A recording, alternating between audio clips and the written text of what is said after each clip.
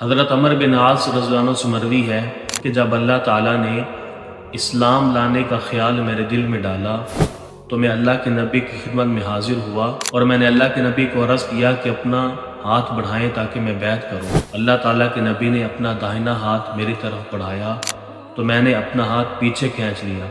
अल्लाह के नबी ने मुझसे पूछा, ए अमर, तुम्हें क्या हुआ? तो मैंने अर्ज़ किया कि मैं एक शर्त लगाना चाहता हूँ। अल्लाह के नबी ने फरमाया, क्या शर्त लगाना चाहते हो? मैंने अर्ज़ किया, मैं ये चाहता हूँ कि मेरी जितनी भी ख़ताएँ हैं वो माफ़ कर दी जाए। अल्लाह के नबी ने इरशाद फरमाया, ए अमर, क्या तुम्हें इल्म नहीं है इस्लाम लाना इस्लाम से पहले तमाम गुनाहों को माफ़ कर देता है।